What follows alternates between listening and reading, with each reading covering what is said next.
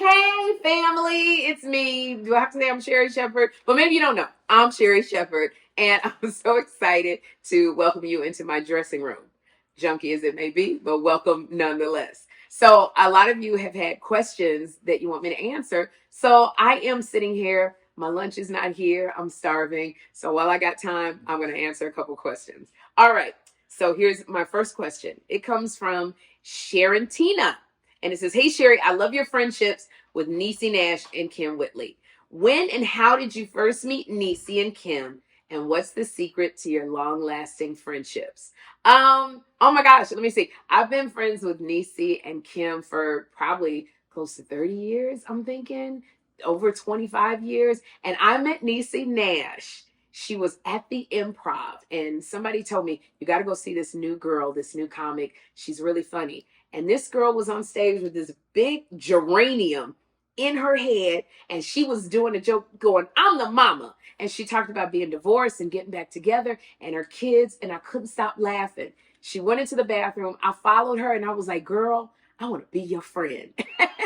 And that was the start of our friendship. Niecy never did stand up again, and we would hang out at each other's houses. We both had no money. We were struggling. She lived all the way in the back with her mother in the back room with her kids, and we went to church together. And little known fact, we went to church. It was Bishop Noel Jones, Grace Jones's brother. And I said to Niecy, "First of all, can you wear that much cleavage to a church?" And she said, "Girl, watch this." We got to Bishop Noel Jones Church. It was a line around the block. And Niecy said, "Hold on." We went to the front, and I kept going, "Niecy, they're not going to let us in. You got too much showing." She went up to the front. She was like, "Hello, I'm Niecy Nash." They let us in. We had a good seat in church. And we've been friends ever since. Kim Whitley and I met. She was doing stand-up comedy. I was doing stand-up comedy. We were both broke, struggling. I don't know why I met all my people when I was broke and struggling, but I did. And we lived across the street from each other. I had gotten evicted and managed to get into another apartment. It was across the street from Kim Whitley, and I used to borrow everything from Kim. I couldn't afford to go to the doctor. If she had Tylenol, I went over her house to get it, and she would come over my house. I had no furniture whatsoever, and she taught me how to wear wigs, Kim Whitley. And so we've been friends for a long time. So what is the secret to our long-lasting friendship? We talk about everything. We get mad at each other. I'll stop talking to them for about a month. Then I come back like nothing ever happened. And Niecy will be like, "You know, you weren't talking to me." And I go, "Girl, this is bridge over troubled waters. Go." So we're very honest with each other. We encourage each other, and we all pray together. Not Niecy and Kim and me and Niecy, me and Kim. And then if I can get those two heifers together, we can all pray together. Okay, let's see. Renee asks, she says, "Sherri, you've been in the industry for so long. Do you ever get nervous or starstruck?" Are you kidding me? Yes to everything and yes to all. I get nervous when I have to do an audition because you want the part so badly. I get nervous on Zoom meetings. I get nervous in auditions. The thing that you have to do though is you got to think in your head, okay, what's the end goal? What's the big picture? You know, like Beyonce has a Sasha Fierce. I also have an alter ego. I have no idea what her name is because I'm too nervous to name her, but she just knows she's got to get it done whether she's scared or not. So I rely on her, and I do it anyway. Like, to get past the fear, I go, do it scared. That's always been my mantra for life. So I always get nervous, but I know that the nerves are pushing me to be really, really good. So I get nervous when the door opens before the show starts, but then I start praying, and I ask God to show up and show out. And I ask God to show the audience that side of him that loves to laugh and that's really funny, because there's a side, I believe, to God, because he wouldn't have made stand-up comics if he didn't like to laugh. So I ask him to show that part of himself to the audience.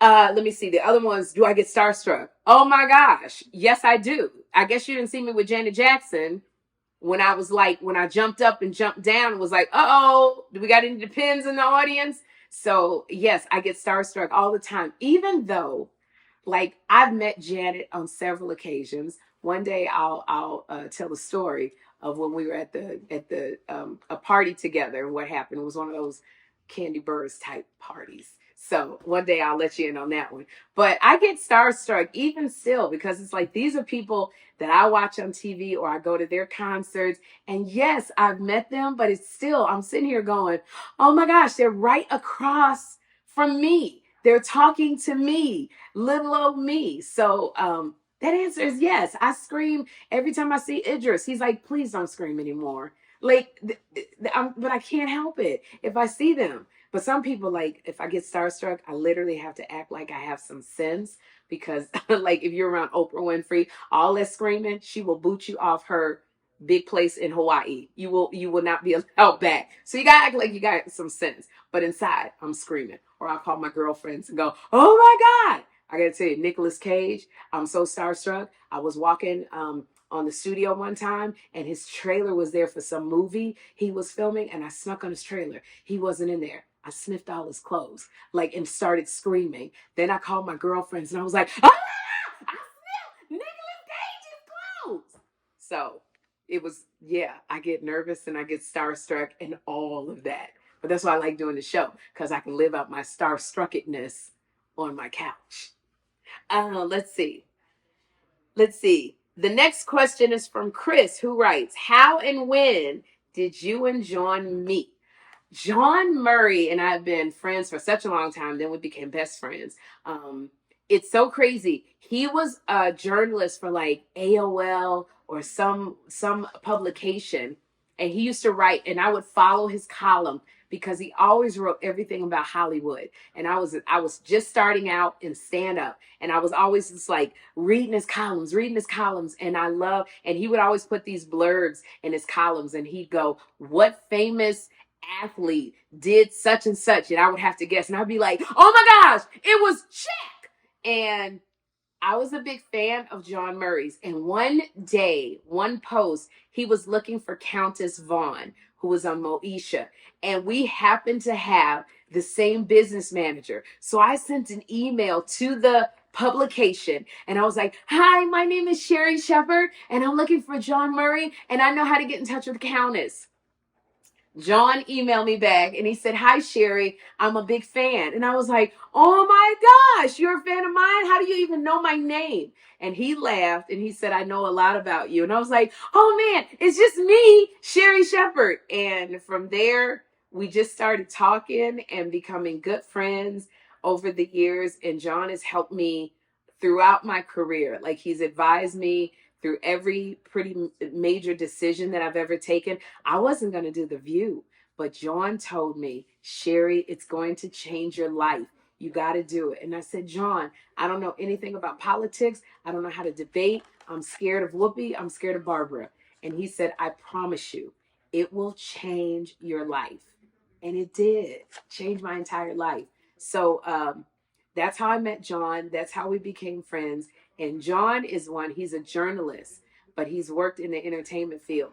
He knows where all the bones are buried. Like, he knows everything about everybody. And if I told you the number of people that come to John for advice or that he's helped out, you would not be able to believe, like, the big, huge names. He's got everybody on speed dial.